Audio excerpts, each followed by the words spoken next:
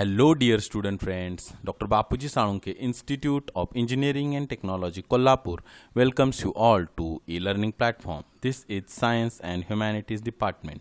Myself, Mr. Sudarshan Dinkar Mahadik, and the course which you are learning is Applied Science Physics. The unit which you are learning is Radioactivity and Ultrasonic Waves. The learning outcome for our today's lecture is explain the piezoelectric effect. piezoelectric effect म्हणजे काय हे आपण आजच्या लेक्चरमध्ये पाहणार आहोत. Okay, piezoelectric effect. The French physicists Jacques and Pierre Curie discovered in 1880 that electric charges could accumulate in certain solid materials in response to an applied mechanical stress. French physicist जे आहेत पियरी क्युरी आणि jack Curie यांनी 1880 साली त्यांना असं दिसून आलं की काही पर्टिक्युलर सॉलिड मटेरियल्सवर जर का मेकॅनिकल स्ट्रेस म्हणजे कम्प्रेशन टेन्शन हे जर का अप्लाय केलं तर इलेक्ट्रिक चार्जेस आहेत ना त्या मटेरियलच्या सरफेसवर ॲक्युम्युलेट होतात असं ह्यांना दिसून आलं. यालाच पिझो इलेक्ट्रिक इफेक्ट असं म्हणतात. हे आपण आता डिटेलमध्ये पुढे पाहणारच आहोत. काय स्टेटमेंट आहे किंवा काय मेकॅनिझम आहे बघा ह्या इफेक्टचं. When crystals like cords or tourmaline are stressed along any pair of opposite faces, electric charges of opposite polarity are induced in the opposite faces perpendicular to the stress.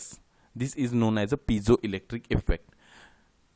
एक काय सांगण्यात आले बघा की काही पर्टिक्युलर क्रिस्टल्स आहेत chords किंवा tourmaline याच्यासारखी, त्यांना त्यांच्या कोणत्याही दोन अपोजिट फेसेसच्या पेअर जी आहे म्हणजे कोणतेही थोडक्यात दोन अपोजिट फेसेस आहेत त्याच्यावर जर का आपण स्ट्रेस अप्लाय केला म्हणजे in the form of compression or tension, तर बाकीचे राहिलेले जे दोन फेस आहेत त्यांच्यावर अपोजिट पोलॅरिटीचे चार्जेस जे आहेत ते इंड्यूस होतात. म्हणजेच ज्या स्पेसेसवर आपण कॉम्प्रेशन किंवा टेन्शन अप्लाय केलेलं आहे त्यांना परपेंडिक्युलर डिरेक्शनला चार्जेस आहेत ते ॲक्युम्युलेट होतात अपोजिट पोलॅरिटीचे म्हणजे प्लस किंवा मायनस चार्जेस अशा पद्धतीनं.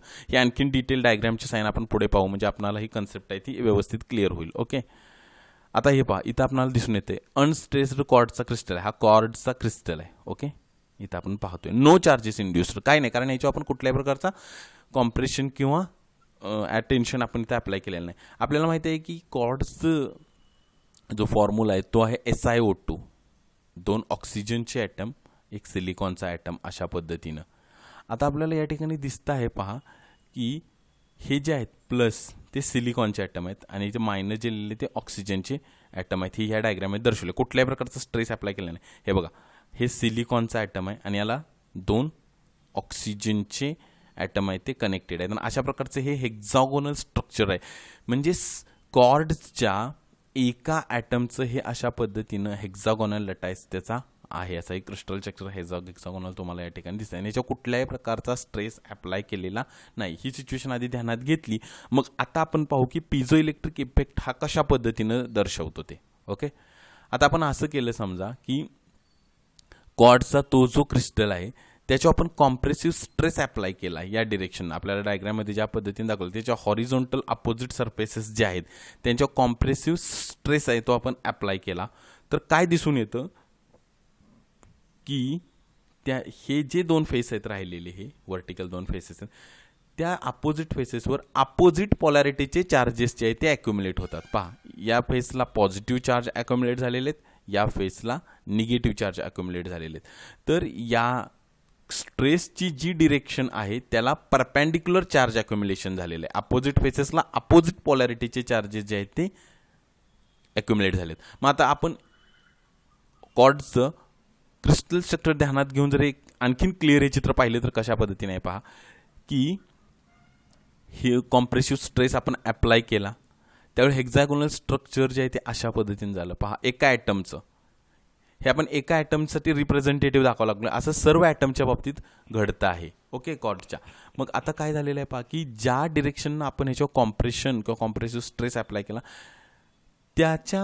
त्या डिरेक्शनला परपेंडिक्युलर चार्ज अक्युमुलेशन झालं आहे. बघा अप्पर सरफेसला निगेटिव्ह चार्जचं अक्युमुलेशन झालेलं आहे, तर अपोजिट साईडला इथं खाली पॉझिटिव्ह चार्जेसचं अक्युमुलेशन झालेलं आहे. आणि अशा प्रकारे हे स्ट्रक्चर झालं आपल्याला दिसून येते. हे झालं स्ट्रेसच्या बाबतीत.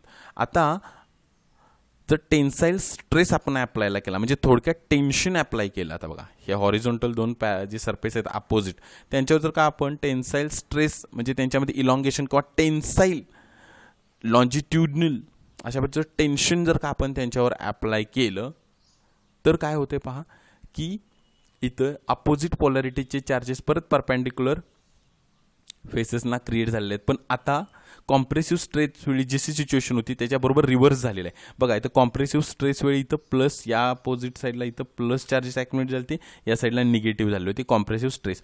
परंतु आपण जेव्हा आता टेन्साईल स्ट्रेस अप्लाय करू, म्हणजे जेव्हा टेन्शन अप्लाय करू, त्यावेळी काय झालं की या साईडला निगेटिव्ह चार्ज अक्युमुलेट झालेले आहेत आणि या इथं पॉझिटिव्ह चार्ज अक्युमुलेट झाले आहेत. बघा हे दोन जे पिक्चर आहेत हे आपण कम्पॅरिझन करून बघा, आपणास ही गोष्ट समजून येईल. ओके, म्हणजे कॉम्प्रेसिव्ह स्ट्रेस दिला त्यावेळी सुद्धा चार्ज अक्युमुलेशन झालेलं आहे, एका साईडला पॉझिटिव्ह चार्जेस एका साईडला निगेटिव्ह चार्जेस. आणि टेन्साईल स्ट्रेस अप्लाय केला त्यावेळी सुद्धा चार्ज अक्युमुलेशन झालेलं आहे, फक्त आता रिव्हर्स झालं आहे की इथं निगेटिव्ह आणि या साईडला पॉझिटिव्ह झालं आहे. आता जर का आपण ह्याचं क्रिस्टल स्ट्रक्चर ध्यानात गेलं कॉर्डच्या ॲटमचं, आणि मग जर का आपण हे टेन्शनची डायग्रॅम पाहिली, तर आता कसं होतंय पहा की या फेसेसना टेन्शन लावलेलं आहे आपण. बघा हे दोन अपोजिट फेसेस आहेत आणि इकडे टेन्शन आपण अप्लाय केले. आता कशा पद्धतीनं ओरिएंटेशन झालेलं आहे बघा क्रिस्टल स्ट्रक्चरचं कॉर्डच्या. तर जी अप्पर साईड आहे तिथं पॉझिटिव्ह चार्ज अक्युमुलेट झालेले आहेत आणि जी लोअर साईड आहे तिथं निगेटिव्ह चार्जेस अक्युमुलेट झालेलं आपल्याला या ठिकाणी दिसतात. आता या दोन डायग्राम कम्पॅरिझन करून बघा. कॉम्प्रेशन झालं तर अप्पर साईडला निगेटिव्ह चार्जेस, लोअर साईडला पॉझिटिव्ह चार्जेस. आणि टेन्शन अप्लाय केलं तर अप्पर साईडला पॉझिटिव्ह चार्जेस आणि लोअर साईडला negative charges.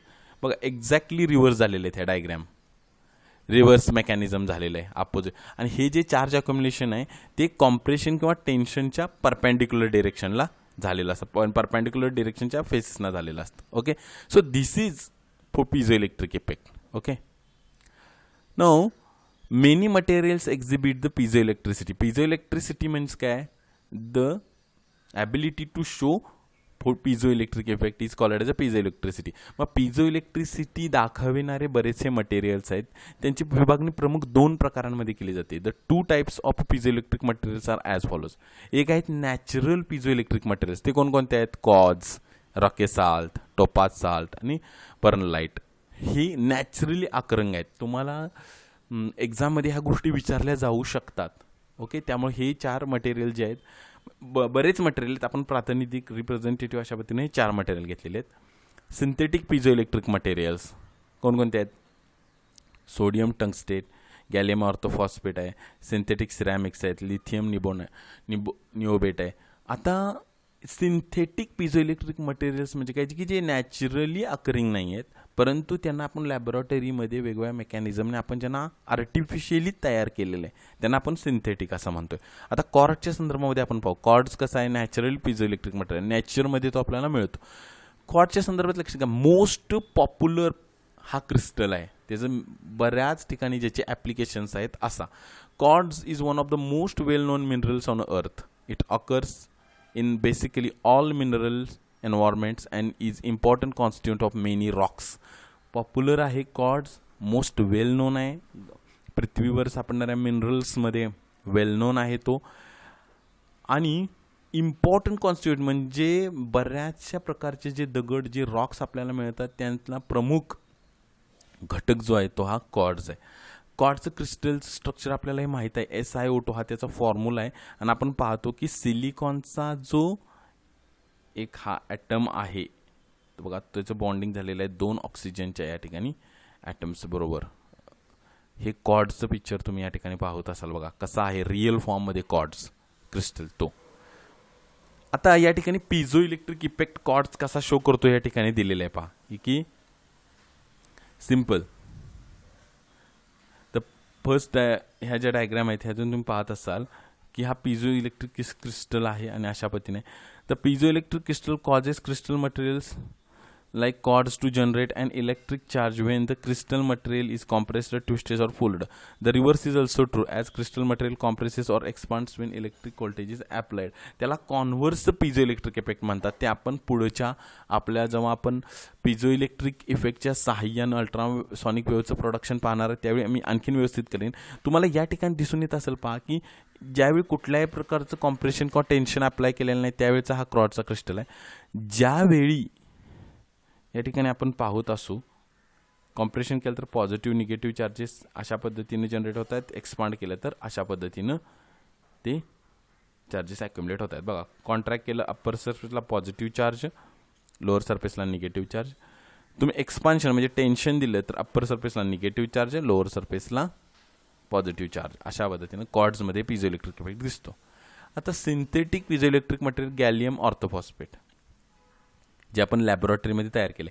Gallium orthophosphate or simply gallium phosphate ज्याचा GaPO4 असा ज्याचा फॉर्म्युला आहे, इज कलरलेस ट्रायगोनल क्रिस्टल आहे. तो